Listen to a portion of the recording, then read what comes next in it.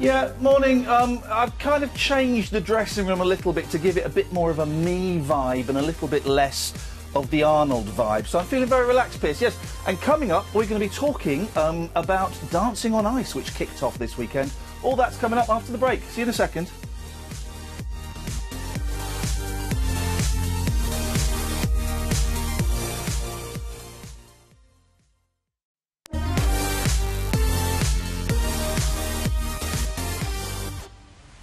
Iain is here with today's entertainment news. Now, you've been here for a while, but it's the first time we've seen It's the first time I've met the A-team, guys. Let's be honest. Sorry, Caroline. Let's be honest. All right. You didn't hear that. It's very nice to see you. TV, you normally wait till people leave the room before you stab them in the back. B-team, leave this to us. Sorry. Well, welcome, and it's very nice to have you. We haven't got much time because you were shouting at Sean Spicer. Yeah. So I've got 90 seconds to tell you that it was the Golden Globes last night, which was exciting. Was everybody wearing black as a statement against sexual harassment? The men and the women were wearing black, but men wear black at those things anyway, don't they? It's a black tie event. So I didn't quite understand. Yeah, the men are going to dress in black as well as solidarity. But most of the women were wearing black. I don't think I've seen any colour on there, and that was because of the sexual harassment, and it's everyone joining together for the Time's Up movement.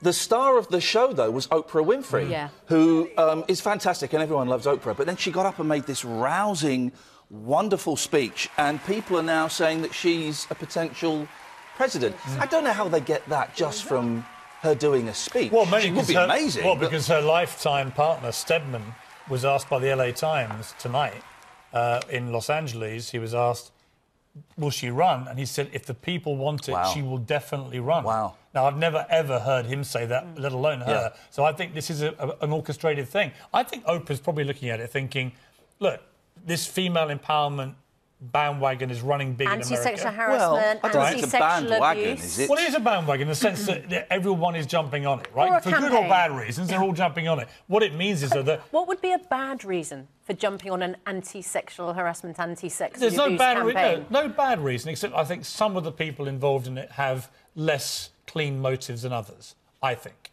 OK. Well, I think Oprah Winfrey's... motivations are entirely honourable. I also think that the person who's going to beat Donald Trump, if there is that person, he's not going to be a political opponent, but he's going to be someone who represents more of an antidote. Oh, yeah, definitely. And Oprah Winfrey definitely represents that. Let me give you some names very quickly. The Brits did really well last night. Ewan McGregor won a gong. Martin McDonagh was honoured for Best Screenplay for 3 Billboards, which I've not seen yet, but everyone is raving about. And the Best Actor award went to Gary Oldman for the film Darkest Hour. He plays Churchill. So the winners were men? Yes. Well, women won awards as well. Those are the ones that we've got there. I'll give you some winners in the next hour. How about that? Marvellous. Dancing on Ice came back last night. Dancing on Ice was back. Alex Beresford was on it. Well, Alex is dancing properly on it next week, but there was a wonderful... He's right here behind you, by the way. Oh, he's there. Those coloured suits you guys were wearing... Listen, if I never see that orange suit again, it will be too soon. And I've come in here, in the dressing rooms, we've got orange chairs. our GMB logo is orange. We've got orange on the floor. It's like, it's night. Should have worn it this morning, Alex. It really is very colourful. I mean, you don't look silly at all wearing those clothes, It's basically like watching an acid trip, isn't it? Not that I'd know, obviously, but it looks to me like it would be. But you're dancing properly next week. Your first dance next week. Now, the really exciting news is we're going to reunite you with Amir Khan a little later in the programme. Yeah. I've got to go, guys. Your jungle campmate. Lovely, Amir. He's coming on a little bit later on. How do you feel about that whole experience? Oh, I'm fine. Amir stabbed me in the back, but... No, I'm friend. He's fine. We've got no beef with each other. We were friends. Amir stabbed me in the back, but... I'm a forgiving kind of guy. Well, you can't exactly hit him, can you? Well, no. I could hit him with long words that he'll fail to understand. No, listen, me and Amir, we've got no beef. I love him. He's a good guy. We're also going to have Amir and his wife, who's going to come on with him. They are back together after a very, very acrimonious public split. That feels a bit like you and me this morning. It does a bit, doesn't it? Yeah. Except they're married.